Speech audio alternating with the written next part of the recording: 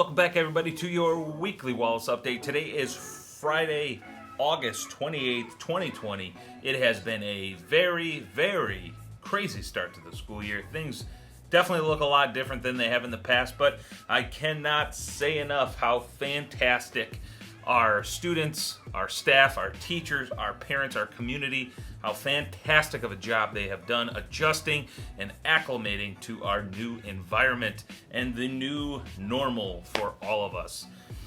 Today, really, I have some updates relating to health and safety protocols and things that are going on. The first thing I want to emphasize, this document right here that is provided by the Illinois Department of Public Health. This document is the exclusionary guidance on basically when students need to be excluded from school, so when they need to stay home. Some big things we really want to emphasize. Basically, if a student is to go into protocol, which would be they would be excluded from attending school in person. Basically, it's not necessarily anything to get that concerned about initially. So basically, just to run down some information here. Basically, column 4 in this document really outlines where a lot of our students are falling. Basically, if a student has any symptom related to COVID-19, whether that's a sore throat, runny nose, a cough, a headache, stomach ache, vomiting, diarrhea, any of those symptoms, if they are exhibiting any of those symptoms, they need to be excluded from school. And a very important distinction, so does any and all household members, family members, siblings, anybody that lives in the household, they also have to be excluded, so they also have to stay home. The next step would be either they need to stay home for 10 days, and again, this is all outlined in this document. Either they need to stay home for 10 days or they need to see their doctor and have a doctor's note giving an alternative diagnosis that basically explains whatever those symptoms are. Or, or they need to have a COVID-19 test with a negative result. So what we are seeing with students is if they have symptoms, they need to be excluded, same with any siblings. They then are calling their primary physician either on the phone or going to the clinic or going into the doctor's office. The doctor's office is either giving a note that explains why they have that symptom, or they're saying, hey, to be on the safe side, given the circumstances, just so we can be positive, we would like that individual to get a COVID-19 test. So that stuff is happening a lot, and as you know, kids do get sick, especially cold and flu season ahead of us. Those things do happen. It's not necessarily anything to get alarmed about, but it is something that we are managing day in, day out, every day at the school, so everybody should be aware of that. So I really, really encourage you to look this over very closely. It's available on our website under the Return to Learn tab. Look it over very closely so you thoroughly understand that protocol. In addition to that, if your child is exhibiting any symptoms, if you have questions or anything like that, you can reach out to our school nurse through the email nurse@wallacegs.org. Okay? The reason being, as you know, Mrs. Madison is our school nurse. However, all health-related inquiries need to go to the email nurse@wallacegs.org. We're using that email account to really be able to track all the information coming and going and regarding our students and any health-related issues. In addition, we have additional school health staff that are going to be assisting Mrs. Madison in managing our protocols, so they will also have access to that same email account. So it's very important. Any and all inquiries, whether it's on the weekend or in the evenings, they can be sent to that email address, nurse@wallacegs.org. And you should, hopefully in a relatively timely manner, as timely as possible, you will receive a reply from that email address with some further guidance and information regarding our protocols and what needs to happen with your child or children. Additionally, if you, by chance you do not hear back from that email message by the following school day at 7:30 a.m., you are encouraged to call the school office after 7:30 in the morning, and we can assist you and make sure you have the right information regarding the protocols and what you need to do. That's a lot of information.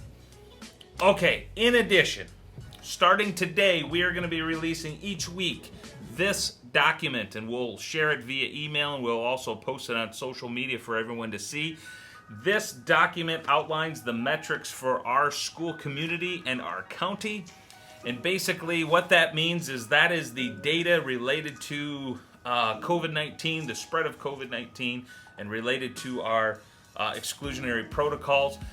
Basically, it outlines the different data metrics that are going to decide our decision making as a school. Now, when I talk decision making, I'm talking about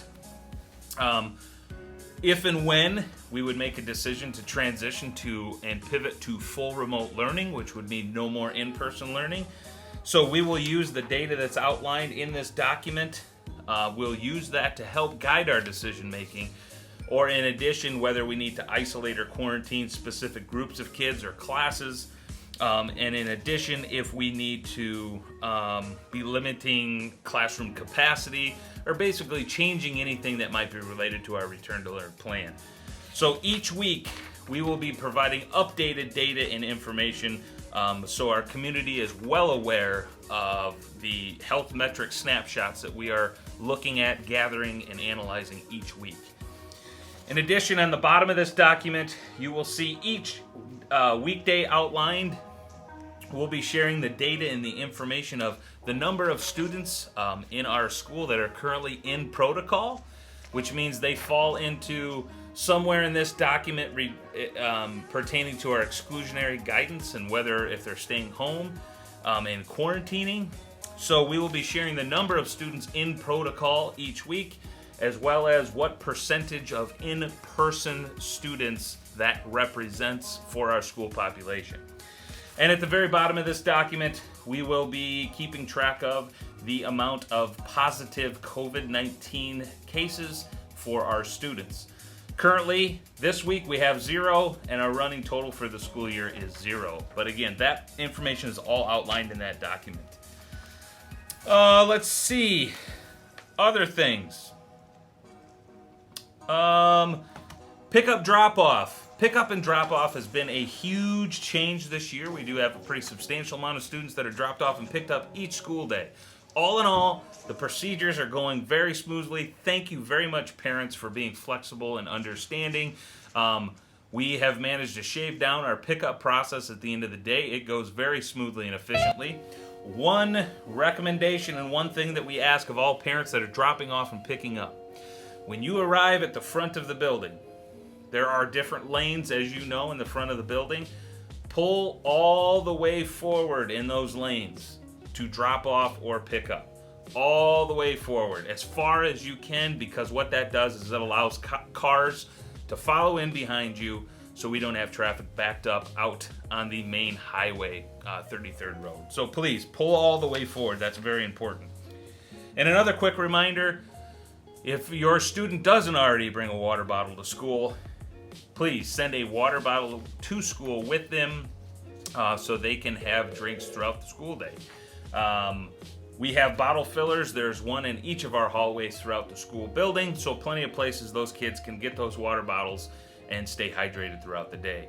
Obviously, with this heat wave lately, been very important that those kids are staying hydrated. So, all in all, things have been going really well. We have been managing the day-to-day.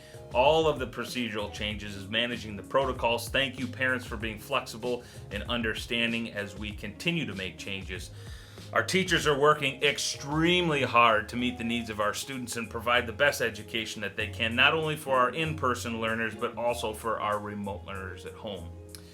Another quick thing to mention, if your child does need to be out, whether it's on a long-term or temporary basis per our protocol, if they have to be absent from school, they can immediately opt into remote learning temporarily for that time that they're going to be out. they can seamlessly move into that remote learning and join those live streams throughout the classes throughout the day. To do that, on our webpage, wallaceks.org, right on the front of the page, we got a button. You click it, you hit your submission, and that's how we know formally that your child's going to be joining remote learning if they are being excluded from school per our health and safety protocol. So I know that's a lot of information. It really is. Big things. If you got questions, please reach out. Give us a call in the office. Give me a call. Shoot me an email. If you do have health-related inquiries or information or anything to do with the exclusionary protocol, please email nurse@wallacegs.org. There you go. Hope everybody has a good weekend. Next week, we'll be providing, hopefully, more information. We'll have another update next week. We're going to continue to make changes and make this school year the best it could possibly be. Make sure you check us out on our website, wallacegs.org. Check us out on social media, Facebook, Twitter, Instagram, @OttawaWallace. Thanks a lot, everybody, and have a great week.